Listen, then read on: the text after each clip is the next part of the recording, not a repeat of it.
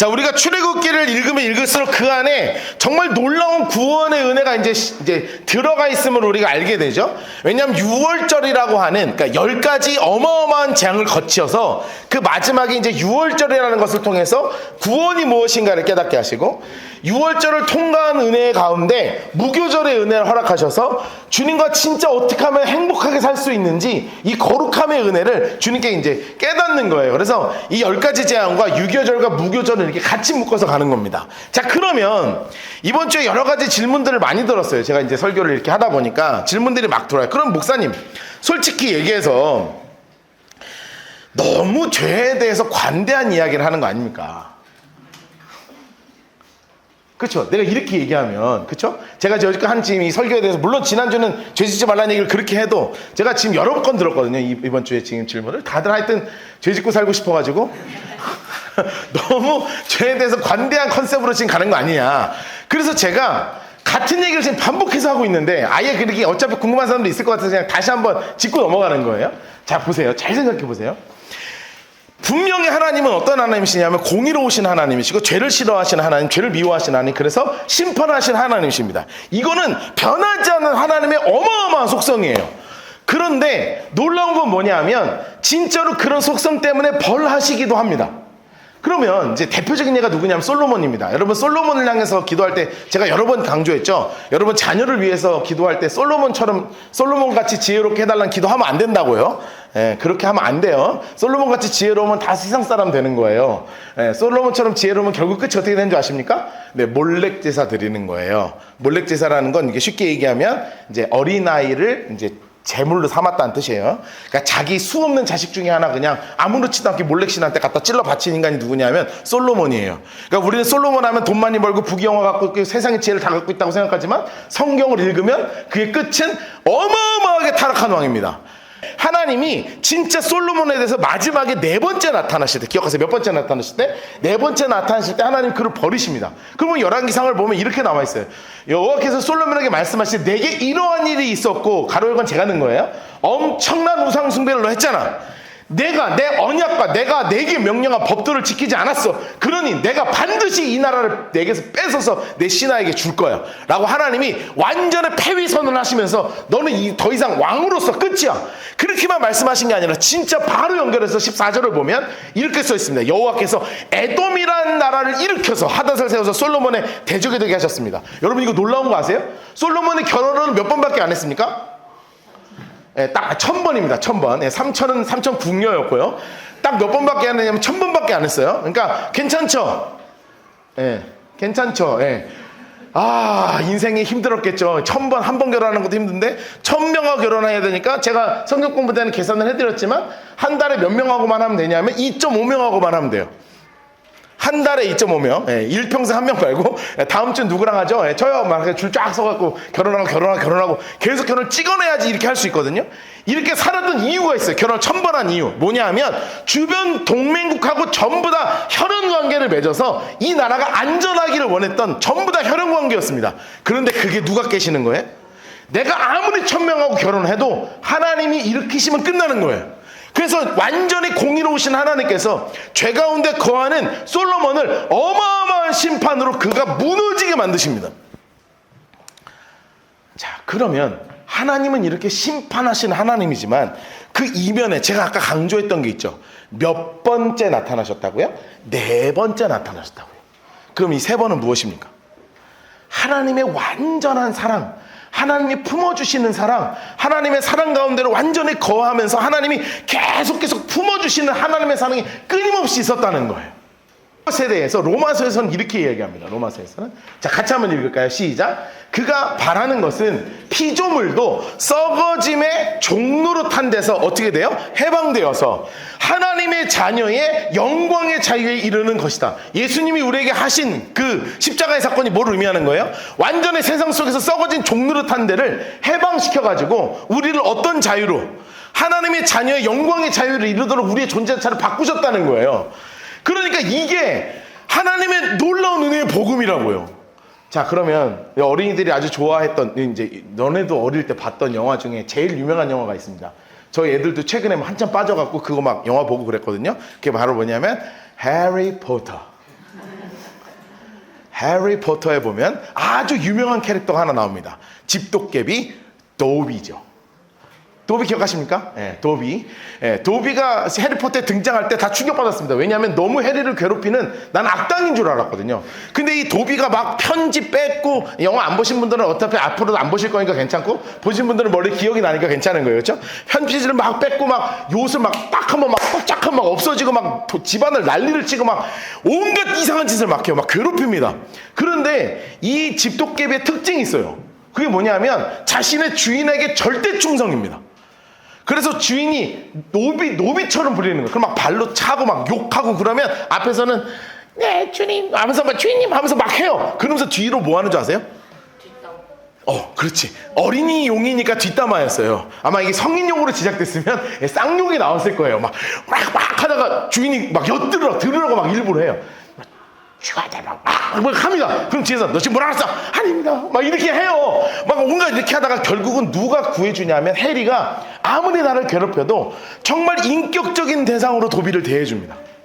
정말 사랑스러운 모습으로 대해줘요. 왜냐면 자기가 그런 처지에 있었기 때문에 정말 사랑으로 대해줘요. 그리고 나서 마지막에 도비를 그 주인에게서 풀어주죠. 자, 이게 한 편 지나고 두 편 지날 때 도비가 다시 등장합니다. 이 도비가 마지막에 목숨을 바쳐야 되는 순간에 자신의 주인과 해리 앞에서 누구를 향해서 목숨을 버리는 줄 아십니까? 해리를 향해서 목숨을 버려 죽어요. 도비 하면 우리에게 가장 유명한 대사가 하나 있습니다. 도비는 자유. 그렇지. 영어로 하면 Toby is free. 똑같죠? Toby is free. 아주 유명한 대사예요. 왜냐하면 도비가 자유를 얻었다. 여러분, 이게 우리 그리스도인 앞에서 우리 기독교인들이 잊지 말아야 할 것입니다. 여러분, 강력한 도덕적 법률 아래 있는 율법의 종로를 탈 때는 우리 안에는 하나님이 어떤 하나님으로밖에 보이지 않냐면 두려운 하나님, 무서운 하나님, 우리가 그 밑에 복종해야 되는 그런 종로로 타는 하나님이었다면, 하나님의 은혜 아래 있으면 우리가 하나님께서 무엇을 주셨냐면 자녀되는 권세를 주셨기 때문에 자녀에게 해당하는 가장 아름다운 해방의 은혜, 가장 아름다운 자유를 주신 거예요. 그러면 누가 더 진짜 거룩하게 살겠냔 말이에요.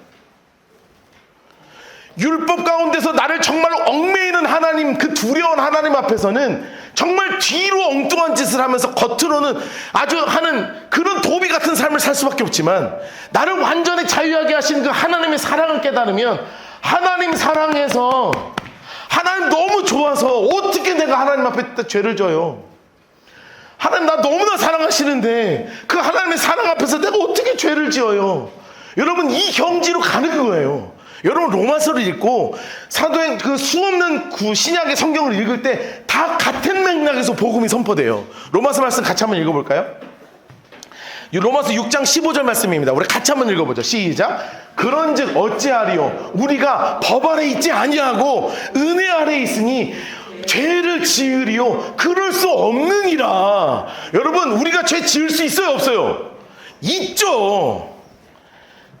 그런데 지을 수 있어요, 없어요? 없어요. 왜? 하나님이 나 너무 사랑하니까. 하나님이 나 너무 사랑하는 걸 알고 주님이 그 아들 예수까지 나를 보내셨다는 것을 깨달으니 어찌 죄를 지을 수 있어요? 내가 죄 지을 수 있지만 안 질래. 왜요? 하나님이 기쁘셔야 되니까. 여러분, 이 믿음의 온전한 고백이 여러분 우리 모두의 고백되기를 주님으로 축복합니다. 지을 수 있지만 지을 수 없는 상태의 그 영적인 경지로 여러분 진짜 우리 같이 걸어가자고요. 여러분, 그래서 결국은 솔로몬이요, 하나님 앞에 완전히 버림받은 것 같죠? 아니요. 전도서가 쓰여진 이유가 거기 있잖아요.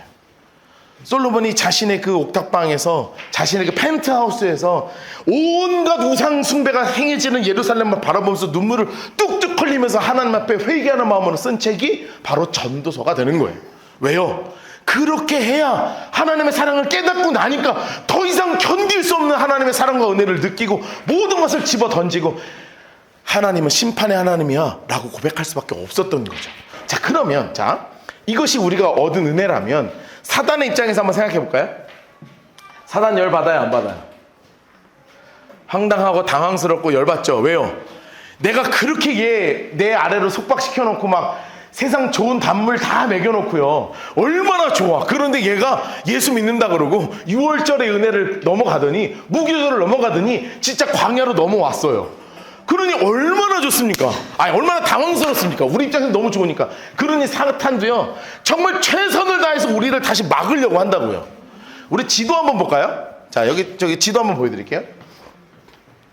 자, 보세요. 여기가 어디냐면, 여기가 이제 그 이집트 라암셋입니다.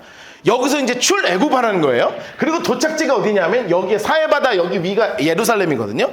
여기가 도착지예요. 자, 그럼 최단거리는 어디입니까? 일직선으로 쭉 여기서 요게 해변의 길이 다 돼 있거든요. 요게 아주 유명한 해변길이에요. 지금도 뚫려 있어요. 이 길이 수천 년 동안 지금 뚫려 있는 길이에요. 요 길대로 가면 돼요. 그런데 놀랍죠? 일로 꺾었죠 지금.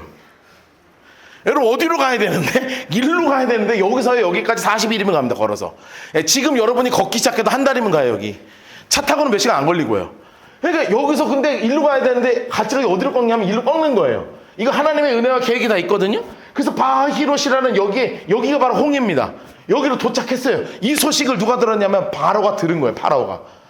여러분 사탄에게는 이게 하나님은 이것을 이끌어 가신 하나님이지만 바로가 볼 때는 어떻게 보이냐면 올라? 이거 배산 임수네. 뒤에 물 갖다 놓고 갈 데 없는 곳을 지금 들어가 버렸어. 왔네. 이거 하나님 이거 바보구만.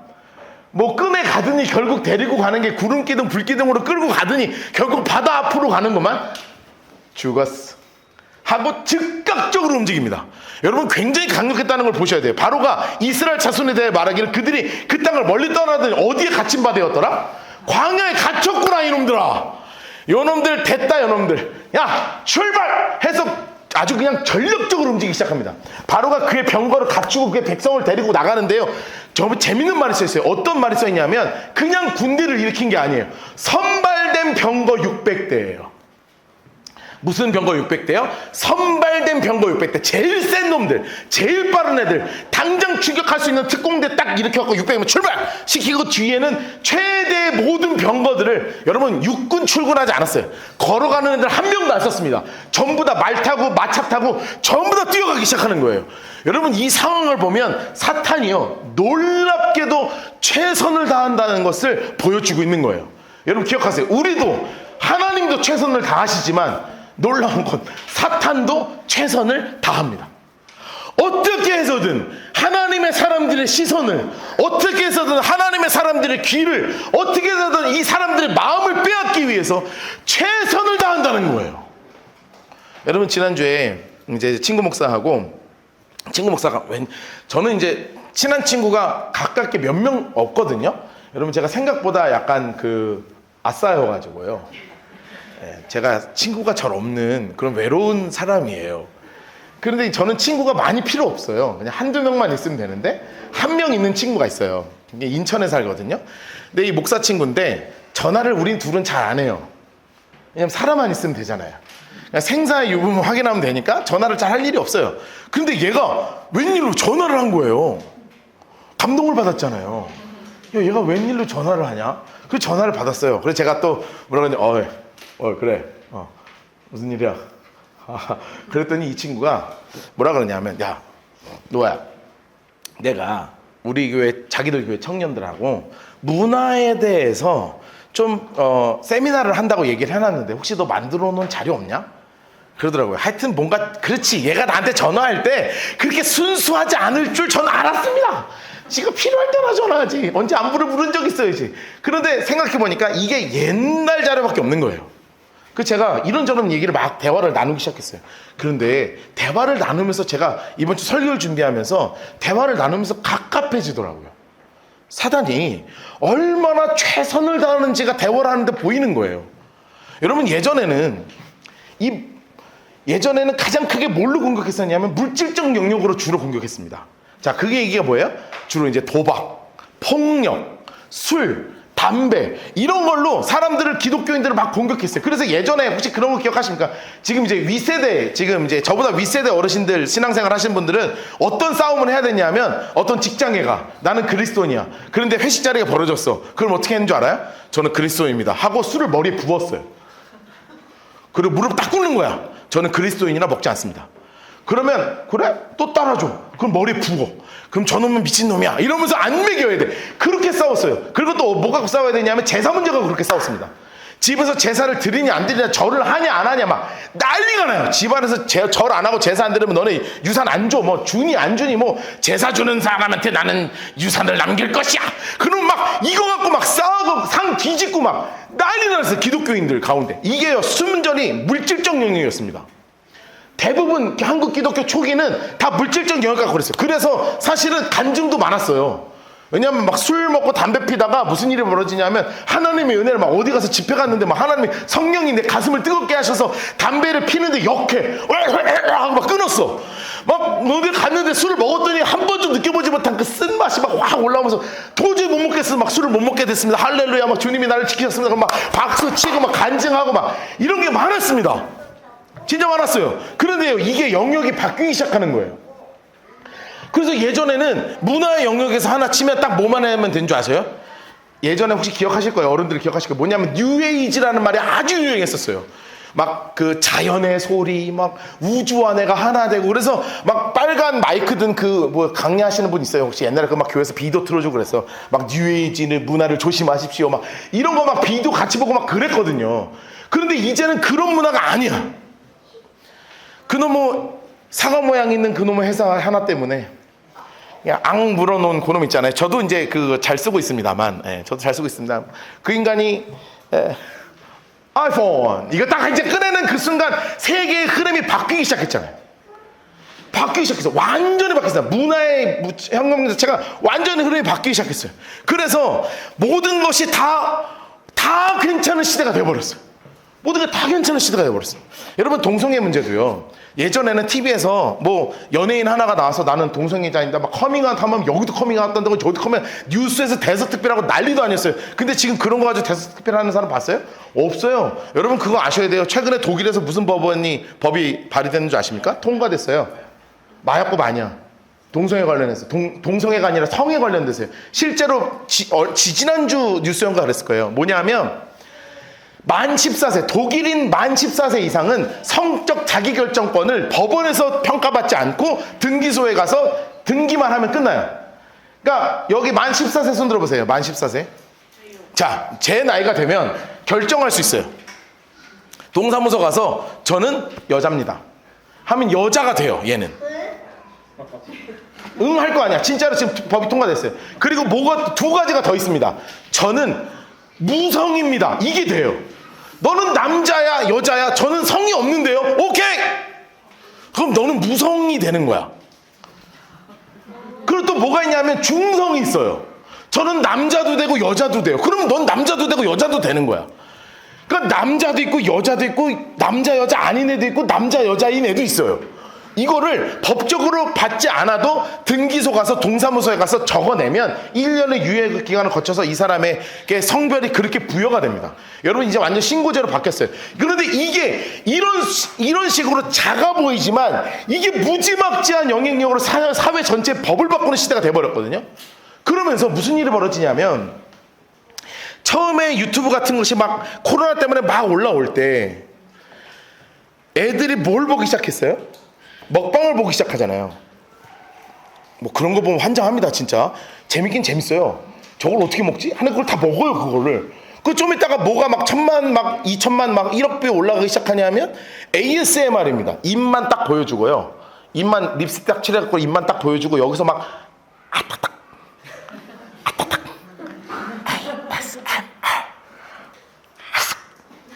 이것만 들려줘요. 여러분, 이게요 굉장히 쾌락적 요소만 보여주는 거예요. 보세요. 해리포터가 되게 나빴다고 생각을 했는데 거기 안에 그래도 뭐가 들어있었는 줄 아십니까? 스토리와 교훈이 들어있었습니다. 그런데 이제는 스토리도 없고요, 교훈도 없어요. 그냥 쾌락이야. 그냥 먹고 마시고. 이제는 뭐가 나오는 줄 아세요? 트랜스젠더 연예인이 이 동네 가서 먹방하고 저 동네 가서 먹방하고요, 온갖 것이 다 짬뽕되고 있습니다. 여러분, 이제 방송에서 욕하는 거 아무도 제지하지 않아요. 아무도 제지하지 않습니다. 마음대로 욕해요. 야, 이거 해도 되나 싶은 말을 막 해요. 성, 쾌락, 먹을 것, 막 온갖 만지는 거, 뭐 폭력, 욕설 하나도 제한 없는 시대로 지금 들어가 버리고 있어요. OTT 문제요? 여러분 기독교에 대해서 반기독교적 요소가 제가 한 번도 얘기하지 않았지만 무지막지한 거 여러분 다 알고 계시죠? 뭐 영광이라는 드라마 있어요. 더 영광이라고 학교 폭력 다룬 건데 거기에 친구 중에 하나가 뭘로 나오냐 하면 목사 딸인데 담임 목사 딸인데 마약쟁이로 나오잖아요. 앞에서는 성가대하고 밑에 내려가서 마약해요. 어느 나라 이름 있는 그런 드라마가 있는데 거기서는 목사인데 마약 너 사탄 들렸어? 여러분 이거요 찾기 시작하잖아요. 한없이 할 수 있어요. 그래서 제가 그 친구하고 이런 대화를 나누면서 와 이거 두 손 두 발 다 내놔야 되겠더라고. 그럼 뭐 산에 들어가면 돼요 이거? 뺏으면 돼요? 이게 되나? 제가요 가슴이 이렇게 답답한 거예요. 제가 그런 대화를 막 나누면서 진짜로 무슨 생각이 들었냐 하면 사탄이 무지막지하게 최선을 다하고 있구나. 근데 기억하셔야 돼요.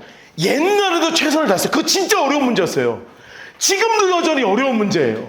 여러분 그거 아셔요? 15년 뒤엔 이거 말고 또 다른 게 우리를 어렵게 할 거예요. 지금은 다들 쇼츠 보고 있잖아요. 30분 설교 듣는 거 진짜 고통스러울 거예요, 여러분.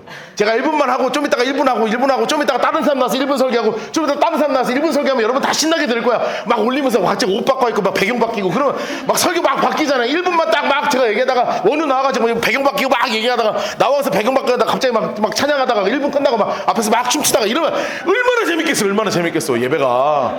그런데 가만히 앉아갖고요 30분 설교 듣고 앉아있어야 되죠. 성경 공부한다고 모이면 막 2시간 동안 막 성경 막 박스 치죠. 제가 앞에서 연기라고 생 난리를 쳐도 얼마나 지루해. 여러분 금요일마다 여기서 성경 읽거든요. 1시간 동안 성경 읽으면 다들 어떻게 되는 줄 알아요? 막 이렇게 막 몸이 이렇게 자동으로 꼬여요. 1시간 동안 나도 모르게 막 이렇게 하고요.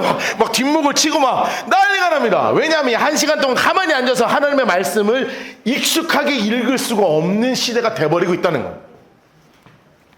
다시 한번 느껴요. 사탄 진짜 최선을 다하고 있구나. 얘 진짜 최선을 다하고 있구나. 그런데 그렇다면 우리가 할 수 있는 건 뭐지? 여러분 목사가 얼마나 무력한 줄 아십니까? 이거 앞에서 제가 뭘 해드릴 수 있겠습니까? 여러분들은 어떻게 하라고 이야기할 수 있겠습니까? 그러나 성경적 생각 방법을 찾아보는 거예요. 여러분 베드로전서를 보면 이렇게 써 있습니다. 근신하라, 깨어라. 여러분 근신하라는 게 말을 조심하라는 뜻이에요. 조심하고 깨어서 너희 대적 마귀가 우는 사자같이 두루다니며 삼킬 자를 찾고 있다는 거예요. 여러분 단 한 번도 사단은 우리 모든 그리스도인들을 넘어뜨리기 위해서 일하지 않은 적이 없다는 걸 잊으시면 안 돼요. 얘도 최선을 다하고 있다는 거예요. 그러면 하나님이 우리에게 원하시는 게 뭐냐 이거예요. 그 밑에 이렇게 써 있죠. 우리 같이 한번 읽어볼까요? 시작. 너희는 믿음을 굳건하게 하여 그를 대적하라. 이는 세상에 있는 너희 형제들도 동일한 고난을 당하는 줄을 알미라. 여러분 기억하십시오. 믿음을 굳건하게 하는 게 진짜 답입니다. 자 다시 한번 뭐를 굳건하게 하는 게? 믿음을 굳건하게 하는 게 진짜 답이에요. 그러면 이게 너무 뜬구름 담는 소리잖아. 복음의 능력이 여러분들의 삶에서 드러나야 되는데 이 복음의 능력을 통해서 우리의 믿음이 굳건해져야 되는데 그 믿음이 굳건해질 수 있는 방법이 뭐냐 이거예요. 여러분 내가 이거 찾느라고 일주일 내내 머리가 터지는 줄 알았어. 답은 안 돼요. 그런데 내가 나름대로 최선을 다해보는 거예요. 마귀도 최선을 다하니까 나도 최선을 다해야 될 거 아니에요. 여러분 이스라엘을 보니까 이들의 당황할 때의 모습이 드러나더라고요. 여러분 막 바로가 쫓아오는 걸 눈에 보잖아요. 여러분 이게 우리 상황을 봐야 돼요. 사단이 최선을 다하는 거예요. 이 관점으로 봅시다. 사단이 최선을 다하는 걸 봤어. 이스라엘 자손이 눈을 본즉 애굽 사람이 자기들 뒤에 왔어요. 그러니까 어때요? 이스라엘 자손은 심히 무서워. 여러분 두려운 거예요. 여러분의 부모님들은 지금 다 두려운 마음을 갖고 있어요. 청소년들아 너네 진짜 부모님들 진짜 두려운 마음 갖고 있어. 너네 어떻게 될까봐. 왜냐하면 이 말도 안 되는 수없는 이 세상 가운데서 너네 어떻게 될까봐. 그러면서 엄마 아빠도 못 보지도 못하고 자기들도 보면서 걱정은 되게 해. 자기들이 안 보면서 또 걱정은 모르겠는데 자기들 볼 건 다 보면서 걱정 되게 해. 하여튼 엄청 걱정해. 어떻게 될까봐. 두려워가지고 떨어요. 막 그래갖고 너네 어떻게든 막 산으로 집어넣을까 막 뭐 여기 한동으로 집어넣을까 막 뭐 온갖 생각을 다 해. 막 집어넣는 거야. 그래야 사니까. 그래야 살까 싶어갖고 막 온갖 일을 다 쓰고 있어요 지금. 그런데 이게 되냐고요. 그런데 그 다음에 뭐라고 되어 있냐면 그들이 모세한테 이르되 야 우리 이제 죽게 생겼다 원망하는 거예요. 말로 원망을 해요. 뭐 원망해. 어떻게 해서 이 광야에서 죽냐? 어찌해서 우리를 애굽에서 이끌어내서 우리 이렇게 이같이 하느냐 하면서 진짜 심한 말 합니다. 12절 보세요. 우리가 애굽에서 너한테 뭐라고 얘기했는지 기억해? 그래서 뭐라 그런 줄 알아요? 우리를 내버려둬. 우리가 애굽 사람 섬길 거야 라고 했잖아. 그런 적 있어요? 없어요? 없죠. 구해주세요. 저희 노예가 너무 힘들어요. 벽돌 그만 굽고 싶어요 라고 해놓고선 이제 와서 뒤에서 쫓아오는 거 보니까 우리가 언제 그랬어? 나 좀 내버려둬. 우리가 애국 사람 섬길 거야 라고 이야기하더라는 거예요. 당황하니까 그러는 거예요. 여러분 왜 당황해요? 이런 문제들이 여러분 기억하세요. 지금 이 문제만이 문제가 아니라고요. 10년 뒤 15년 뒤 어떤 문제로 닥칠지 모른다니까요. 그러니까 상황이 바뀌어도 중요한 건 믿음을 굳건하게 잡는 거예요. 사탄이 지금 막 쳐들어오는데 여기에서 우리가 당황하면 이런 소리 하는 거예요. 하나님 내가 언제 그랬어요? 나 그런 적 없는데요? 난 그냥 세상하고 살 건데요? 이런 소리하고 앉았다는 거예요. 여러분 그럴 때 모세가요 했던 그리고 하나님이 하셨던 정말 중요한 두 가지의 포커스가 있습니다. 너희는 두려워하지 말고 서서 여호와께서 오늘 너희를 위하여 행하시는 구원을 보라. 너희가 오늘 본 애굽 사람을 영원히 다시 보지 않을 거야. 여호와께서 너희를 위하여 싸우시니 너희는 가만히 있어라 얘기했는데 여기서 중요한 건 이것을 해석하는 게 아니에요. 여기서 진짜 중요한 게 뭔지 아세요? 따라합시다. 믿음의 말로 대적하라. 다시 한번 어떻게 하라고요? 믿음의 말로 대적하라. 여러분 제가 설교를 준비하면서 제 가슴을 때렸던 게 있어요. 사탄은 여러분의 눈을 이미 뺏었습니다. 인정 안 하실 거예요? 인정할 수밖에 없죠. 사탄은 여러분의 귀까지 뺏었습니다. 맞죠? 그런데 딱 하나 아직 못 뺏은 게 있어요. 그게 바로 여러분의 입술이에요. 여러분의 입술이에요. 여러분 다니엘이 사로잡혀 갔습니다. 다니엘이 사로잡혀 가서 거기에서 진짜 말도 안 되는 문화적 충격을 받는 거예요. 그러고 나서 뭐를 먹게 하냐 하면 우상에게 바쳐진 재물을 입으로 집어 넣으래. 여러분 생각해봐요. 고사 지낸 그 돼지머리 여러분 먹으라 그러면 찝찝해서 먹겠습니까? 아 물론 이제 맛있긴 하지만 그래도 안 먹을 거 아니에요. 아 나는 그래도 이건 안 먹는다 그러고 그런다고요. 안 먹어요. 근데 이거를 강제적으로 먹어야 돼요. 그런데 이 상황에서 다니엘이 어떻게 했냐 보자고요. 다니엘은 뜻을 정하여 이 뜻을 정하여는 우리는 성경에서 뭐라고 해석할 수 있습니까? 마음을 굳건히 하여 왕의 음식과 그가 마시는 포도주로 자기를 더럽히지 아니하리라 하고 자기를 더럽히지 않도록 환거한 자에게 구하니 가로 열고 뭐라고 얘기할 수 있어요? 말하니에요. 여러분 우리가 가지고 있는 능력이 뭔지 아세요? 하나님이 우리에게 주신 가장 중요한 능력이 바로 뭐냐면 말의 능력입니다. 말의 능력. 여러분 단순하게 그냥 기도하는 것도 중요합니다. 너무나 중요해. 그러나 이런 사단이 수없이 공격하는 수없는 공격 앞에서 우리의 진짜 무기는 어디에 있냐면 믿음의 말을 던지는 거예요. 능력이 있습니다. 말에 믿음의 말을 던지시는 거예요. 여러분 제가 진짜 답답할 때 막 도저히 머릿속이 풀리지 않을 때 제가 부교육자 생활하면서 막 가슴이 답답해 죽겠을 때 담임돼 가지고 막 이것저것 막 답이 없을 때 혼자 여기서 뭐라고 외치는 줄 아십니까? 아버지 정답을 알려줘요. 저 진짜 이렇게 합니다.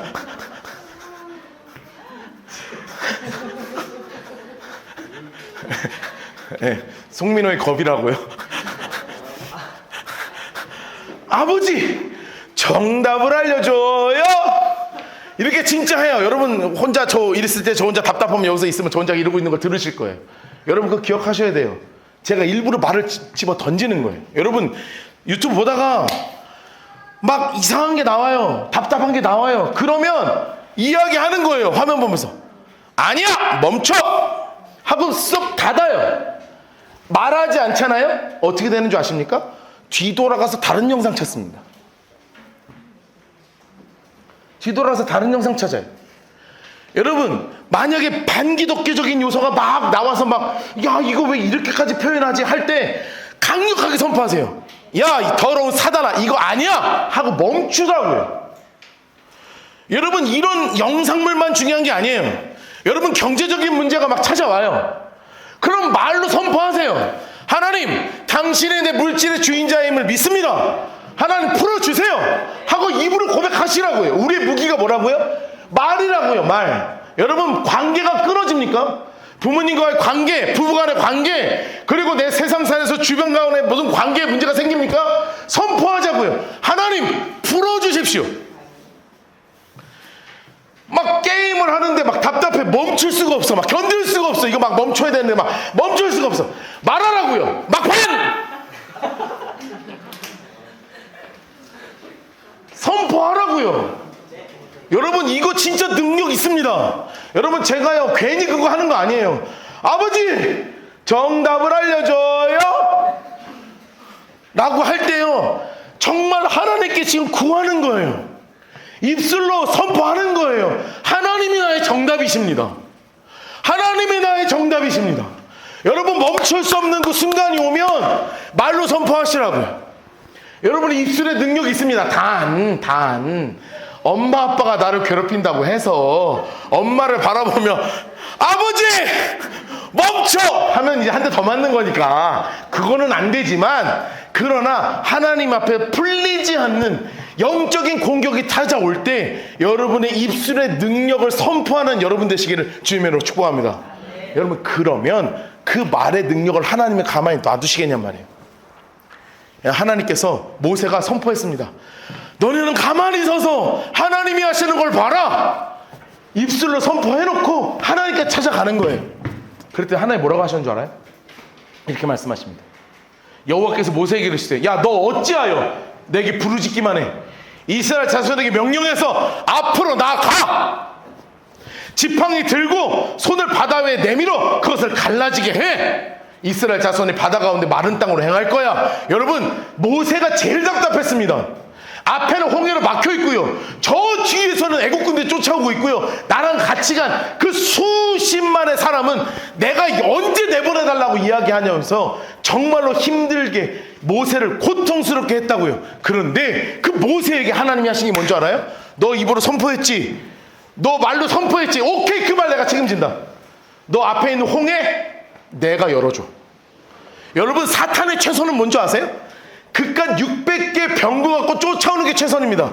인간적으로는 너무 강력해요. 그런데 영적으로 하나님 앞에서 스케일이 달라.